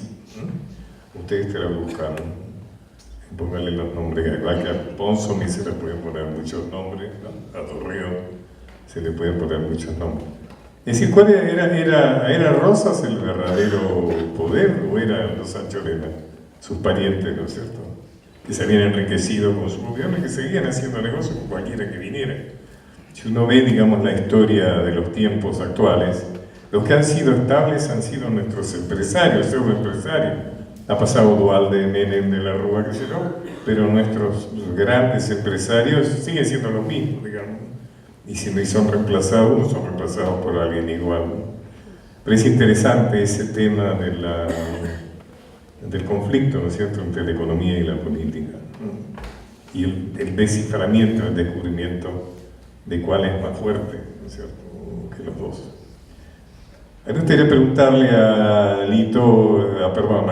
Raúl, ¿cómo encaraste tu composición de Ponce? Hablemos de teatro. No, acá yo partí de una cosa que es así. En principio, tomando algunas referencias de la realidad más cercana a mí, por el tiempo, yo pensé en Henry Kissinger, por ejemplo, ¿no?, que me parecía un personaje equivalente, Lord Ponsonby y Henry Kissinger, que representaban los intereses del imperio en el caso de Ponsonby y Gran Bretaña, en el caso de Kissinger Estados Unidos. cómo estos tipos se han manejado a través de los distintos conflictos y cómo han generado situaciones. Kissinger fue el creador del Plan Cóndor, que fue un plan que se estableció para todo el sur de América, y más o menos tuvieron todos el mismo destino, ¿no? Los países, Argentina, Brasil, Uruguay. Más o menos nos pasó lo mismo con golpes de Estado, unos más sangrientos que otros, unos más tremendos que otros, pero fue así. Entonces yo digo, esta es una situación particular, es una charla con un representante de lo que sería el enemigo de Ponsonby, de lo que representaba Dorrego. Entonces lo tiene que convencer, porque hay una cosa que además me la aclaró Pacho en el momento de los ensayos, no sé si te acordás, que me dijo, hay una zona de Ponsonby que admira a Dorrego, lo admira. Una contradicción que tiene el personaje. No sé si ustedes recuerdan un momento de la obra donde el personaje de Ponsonby le dice: usted tiene en sus manos la posibilidad de una vida holgada que merece como poco, como muy pocos, por los servicios prestados a esta patria. Y creo que no creo, estoy convencido que se lo dice de verdad eso, que él cree que lo merece, que se merece, además de venirlo a sobornar, de venirlo a comprar. Él cree, hay una parte de él que está convencido de este tipo lo merece. Los otros, los que son aliados conmigo, son despreciables, también lo dice en otro momento de la obra. Porque es lo suficientemente brillante este personaje como para saber distinguir entre miserables, despreciables, honorables, como Dorrego. Sabe, tiene una misión que cumplir. Él le dice sobre el final, y más si uno es servidor de la corona, como es mi caso, entonces no hay espacio para la duda, no se la puede permitir. La tarea de la función de no poderse permitir la duda, y desde ahí encara el personaje. Vos me lo serviste al escribir como escribiste la obra. Yo fui encontrando los mecanismos de la conducta del personaje en distintos momentos de la obra, me dan la pauta de cómo construir el personaje. Ahí está. Ahí. Y tiene seducción, tiene fiereza, tiene cinismo, tiene un poco de cada una de esas cosas, que también están ahí, están puestas ahí, hay que transitar. Para mí es un placer hacer este personaje, sinceramente. Es decir, los actores no podemos hacer juicios morales de los personajes, lo tenemos que hacer. Como Bruno Ganz hizo en La caída a Hitler, extraordinario como lo hizo, es la mejor manera de criticarlo. Esa es la mejor manera, hacerlo de la mejor manera posible. Claro, que le quede bien claro al espectador. Es un ser humano, este también es un ser humano. Por eso tiene contradicciones. Y ahí está para mí, una de las grandes virtudes del texto de Pacho. Haber rescatado la contradicción del ser humano Ponsonby. Y también la tentación de Dorrego, que es un ser humano, y se le puso una plata ahí. Cuando le dicen libras, ¿qué pesos? Libras. 10.000 veces más que el dinero eso ahí. ¿Verdad? Este tipo se pasó la vida, terminó miserable también Dorrego. ¿Qué tenía Dorrego? La pensión que le podían dar como militar, que es lo que le promete a la mujer, y lo que tiene que hacer con esa pensión. A la mujer le escribe una carta maravillosa donde le dice de ese dinero que le van a dar a un tipo que se jugó la vida por este país todo el tiempo. Un héroe de verdad, un gigante. Un gigante fue Dorrego. Gran oficial de caballería. Tan gigante como Belgrano, como San Martín, creo yo. Lo que pasa es que, bueno, tenemos unos cuantos que son gigantes y que no están ponderados como se debe. Monteagudo, otro, bueno, hay unos cuantos. La historia oficial siempre tiene astucias, ¿no? Sí. Porque la forma de recordártelo a Dorrego es el fusilado. Claro. O sea, no pasa de ser el fusilado. Si ustedes recuerdan que les enseñaron de Dorrego, que lo fusilaron. No va más allá, ¿no? Inclusive otro gran personaje como Güemes, un gran jefe popular, ¿cómo lo recordamos? Como un gaucho valiente que defendió la frontera norte. Punto y aparte, pasamos a otro tema. El gran mérito de Dorrego por eso. Son personajes a los cuales no se les puede permitir su virtud principal, que han sido jefes populares. Igual que Artigas, que no fue tan de Artigas, que fue un anticipo de la independencia uruguaya, cosa que es mentira. Uruguay nunca quiso la independencia. Artigas nunca quiso la independencia de Uruguay. No es un prócer independentista. Él siempre quiso que la banda militar formara parte de la provincia. Claro. Contame vos la pregunta, o sea, ¿cómo hiciste los registros? Bueno, yo soy un convencido de que toda la información de los personajes se sacan del texto. Y toda la información en una obra de teatro para los personajes están en el texto. Por lo tanto, lo que dice Dorrego en esta obra es imposible ser verosímil si uno realmente no se lo cree, ¿no? Eso por un lado. Por otro lado, leí bastante información sobre Dorrego, leí esa carta maravillosa de despedida, cuando escribe Dorrego a Lavalle y le escribe a cada uno de sus seres cercanos sobre todo lo que iba a pasar y a suceder en la noche previa a su fusilamiento, que es desgarrador toda esa información, y también mostraba todas sus dudas en esas cartas. Así que, y además, mis orígenes no son del teatro. Yo me empecé a dedicar al teatro de grande. Yo fui un empresario, trabajé muchos años en empresas multinacionales durante muchos años. Viajaba al exterior todos los meses. Era empresario de empresas japonesas. Iba a negociar a Japón, Estados Unidos. Y todo eso me sirvió para saber lo que no tenía que hacer con Dorrego. Entonces, de verdad yo todo ese mundo también lo viví en carne propia. Y obviamente, ideológicamente me encontró con muchos conflictos. Por lo tanto, fue un buen momento, en su momento, la caída de la Torre Gemelas para mí fue el suceso de quiebre en mi carrera. Por lo tanto, ahí dejé todo el mundo empresarial para dedicarme a esto que es el teatro. Gracias por la pregunta, Pacho.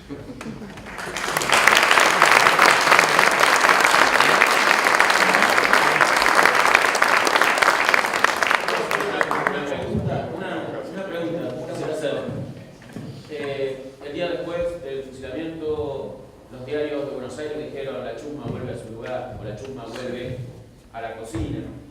El papel de los medios gráficos antes y ahora, ¿no creen que es ahora?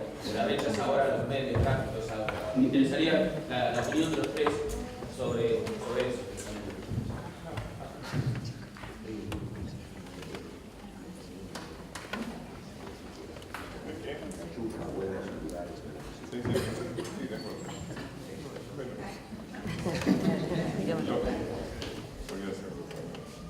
Que es un poco la actualidad, ¿no? Dijiste lo que... Sí,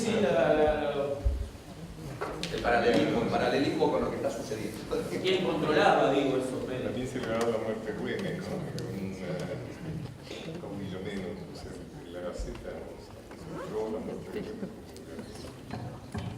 Sí, correcto. Bueno, muchas gracias, señor. Acá yo tengo una pregunta más, una última pregunta. Yo te quiero... perdón. ¿Hay alguien para preguntar? Dale. Solo una pregunta más. Para Pacho. Cuando terminaste de escribir esta pieza, ¿cuál fue tu sensación de qué es lo que a qué la pretendías? ¿Qué pretendías con esta obra? O sea, ¿hacia qué personas, hacia dónde querías que llegue? ¿A qué parte de nosotros o esta sociedad querías que llegue?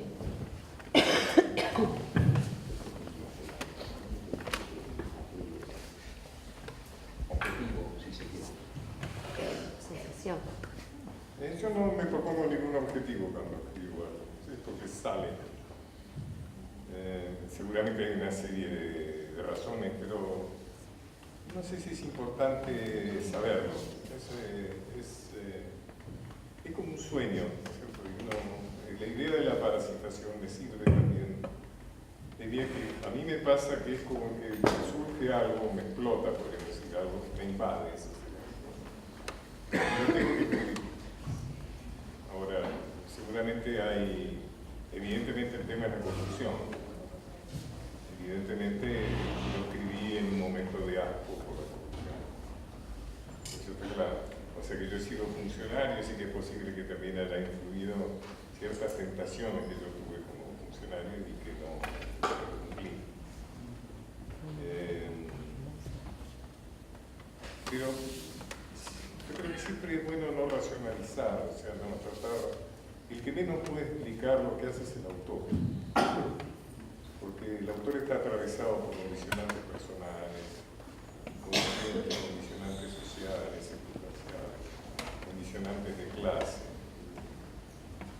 Me viene a la memoria una experiencia que a lo mejor sirve, lo que es trasladar este sueño que es la escritura a un nivel de racionalidad. Yo me he psicoanalizado bastante tiempo, no solo porque correspondía con mi oficio, sino también porque estaba un neurótico. Sigo siéndolo, pero adaptado de alguna manera a lo que he logrado para llegar hasta ahora. Porque la neurosis también puede ser buena, puede aportar cosas. En mi caso está muy relacionado con la creatividad.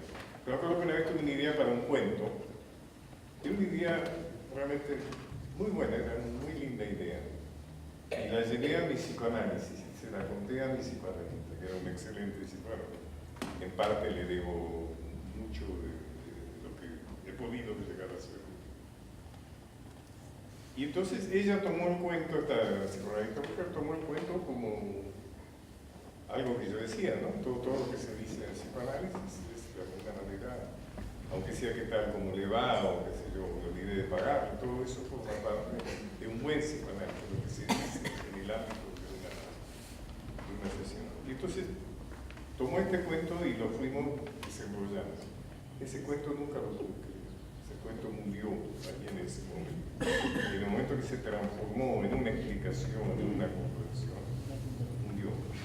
Así que nunca me he preocupado, digamos, por saber por qué. Y jamás he tenido un voy a escribir esto para.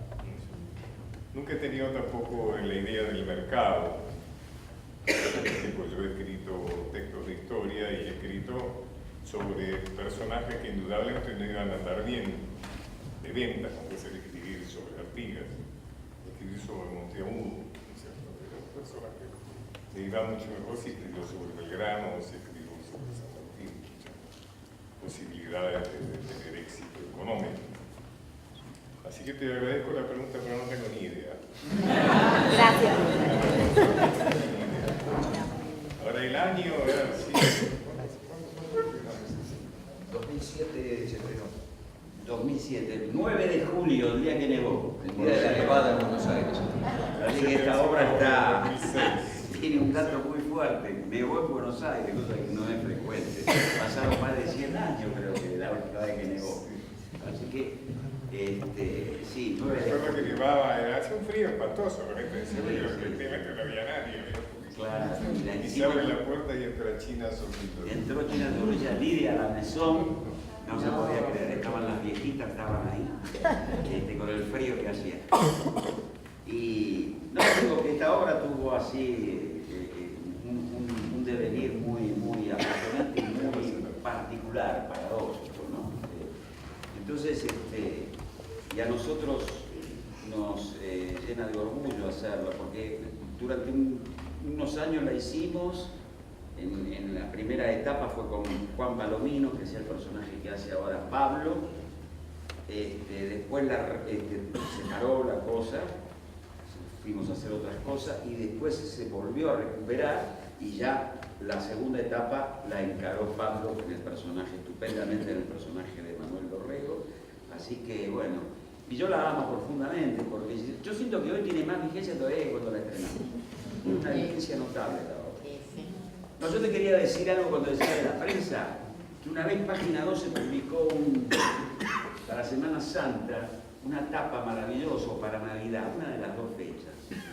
Y entonces puso que había un subversivo, un peligroso personaje llamado Jesús de Nazaret, y que el Pentágono, la CIA y cada uno de los servicios de inteligencia iban a dar cuenta de él, porque era alguien que andaba pregonando que iba a sacar a los mercaderes del templo y que decía, yo no vine a traer la paz, ¿no? Esto decía Jesús, no es lo que más se pondera, pero lo decía.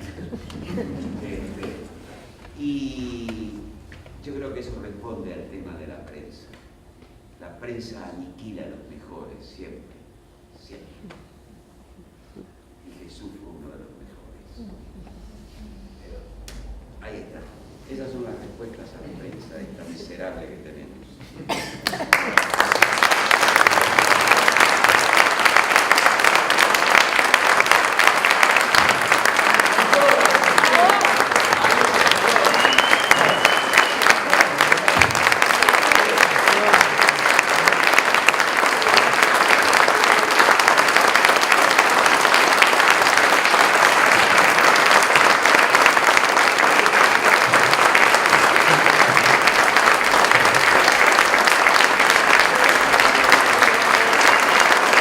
Era. Bueno, ¿eh? ¿Te dejaste un papel ahí? Sí, la mía, sí. Ya. Sí, te gustó. La pasé muy bien y me hizo muy bien. Muy interesante lo que planteaste, muy interesante. No te puedo contestar bien porque no, hay que dar una vueltita. Muy bueno, gran texto, ¿eh? Gran texto. Gracias. ¿Te gustó?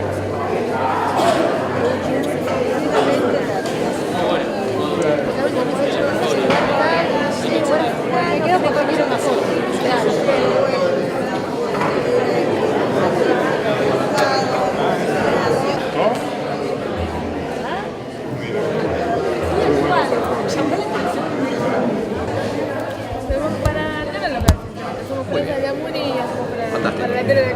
Me parece fantástico.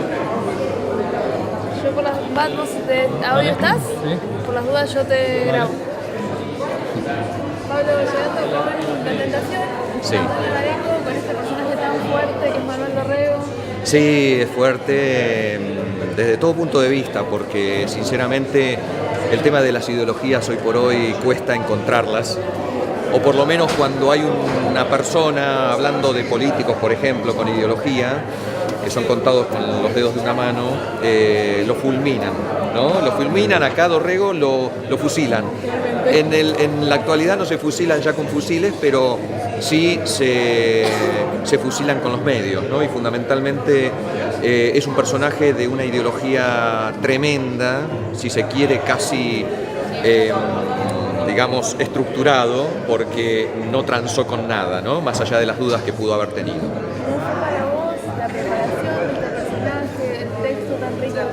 Bueno, obviamente una de las cosas que yo siempre rescato es que todas las características de los personajes están en las obras, escritas por el autor, en este caso Pacho Donel.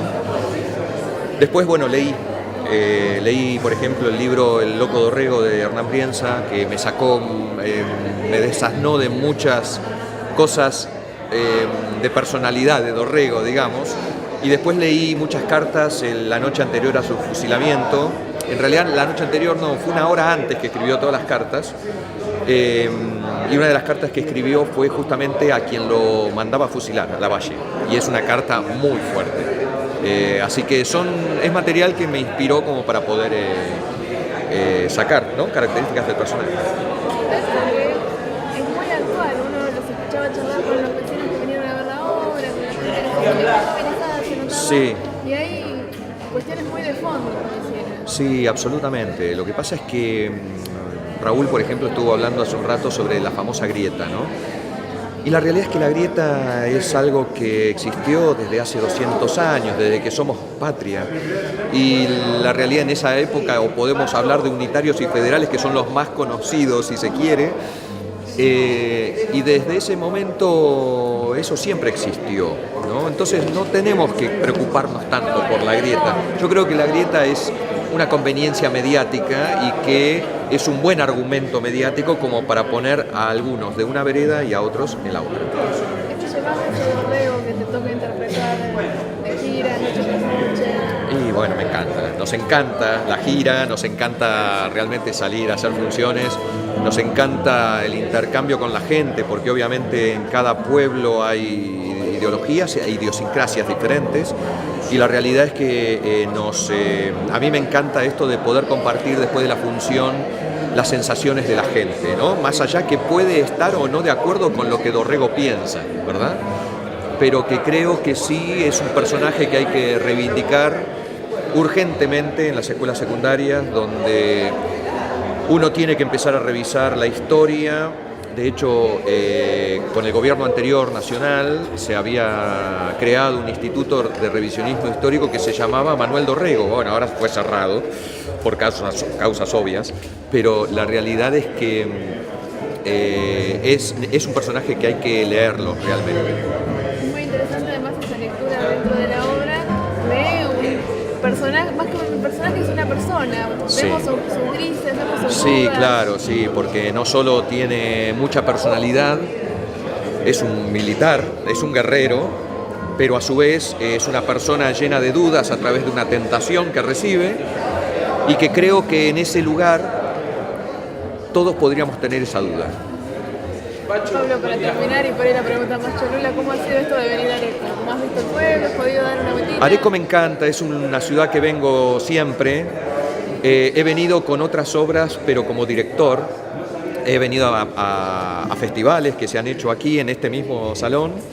Me encanta este lugar, ahora con la directora de Cultura Paola, pero también hasta hace 2 años con Florencia, que también la conozco mucho y le mando un saludo, sé que está en Buenos Aires ahora, pero siempre con Durañona, que realmente me parece fantástico, ¿no? Cómo se mantiene la ciudad y el casco histórico, me encanta, me encanta. Muchas gracias. Gracias a ustedes. Gracias, chicos.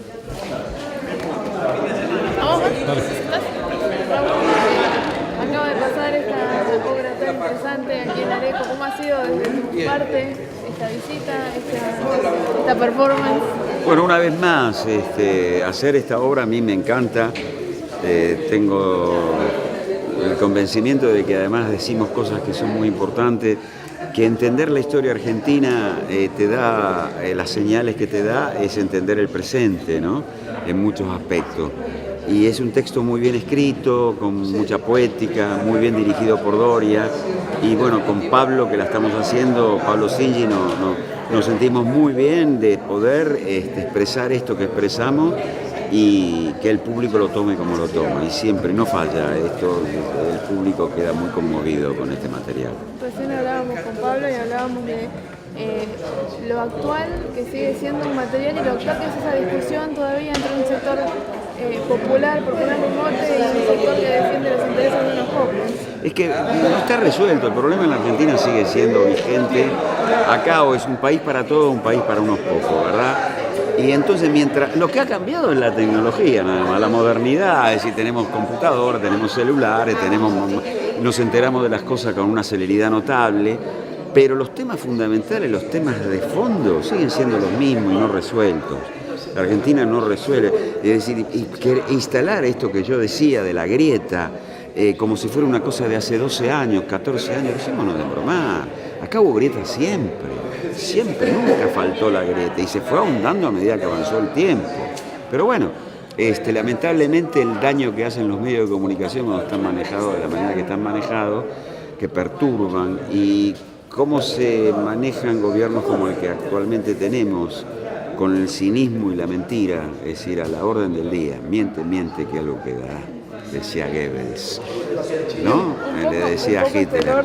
Y esto siguen usándolo, miente, que algo quedará, y lo están usando, es así, y se miente, se dice que el trabajo se está recuperando, todas unas falsedades, hay un hambre en muchos sectores de la población, ya hay desnutrición infantil, ha crecido la mortalidad infantil en la capital federal. Esto es así, la deuda externa crece, yo no sé, pero en poco tiempo más vamos a volver a los patacones, a los pericones, todo eso que teníamos en el 2001. Bueno, esta es la realidad de este país. ¿Cómo no va a tener vigencia un material como este? Tiene que tenerla porque plantea este tipo de problemática y de este tipo de temas. Por eso que el espectador que la puede ver, que no se la pierda, porque lo que se va a encontrar es con datos muy elocuentes de lo que pasa hoy. Así. Sí, Raúl, ¿cómo fue componer ese Lord que pareciera, por lo que decís, está en las antípodas de todo lo que vos como en tu vida personal particular pensás y crees?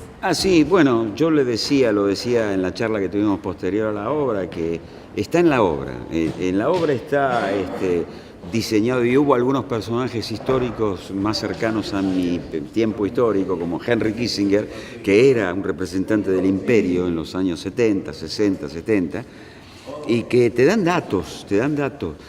Esta particularmente es una situación no es el transcurso de la vida de este tipo, sino que es un momento donde él se encuentra y él ejerce la profesión de diplomático plenipotenciario con todas las de la ley.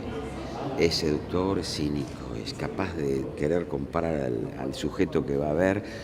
En este caso lo admiraba también a Dorrego y sin embargo esa contradicción no lo podía, la tenía, pero no se iba a dejar ganar. Y si había que decidir la destitución y la muerte de Dorrego, como lo hizo. De hecho, Ponsonby tuvo mucho que ver con lo que le ocurre a Dorrego.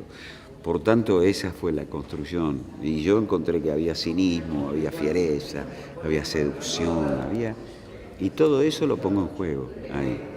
Y a mí como actor me resulta muy atractivo un personaje así, ¿no? Entonces se hace más llevadero hacerlo. Me encanta, me divierte mucho hacerlo. ¿Cómo ha sido la visita a San Antonio de Areco? ¿Habías venido muchas veces? Yo vine y estuve instalado un tiempo, porque yo hice Padre Coraje cuando empezó acá. Acá empezó a grabarse, en el cementerio estuvimos grabando nosotros y grabamos unas cuantas escenas acá del arranque, así que yo había estado en San Antonio de Areco. Y sí, bueno, Areco tiene una cosa muy fuerte de, como dice, de la tradición, y la gente lo elige para venir. Yo sé que hay turismo que viene, inclusive hay un lugar en especial, si sigue existiendo esa bombonería, sigue existiendo. Sí, por supuesto. Claro, que la conocí en aquellos años, yo cuando vine a ser Padre de Coraje. Así que bueno, no, es un lugar que yo cuando me enteré de que veníamos me gustó mucho, la verdad que me dio mucha alegría venir. Gracias, Raúl. Así que fantástico, y la función ya bárbaro, muy lindo. ¿Qué te pasó? Ah, pensé que nos hablabas a nosotros, perdón. Te llamaron. Gracias. No, a ustedes.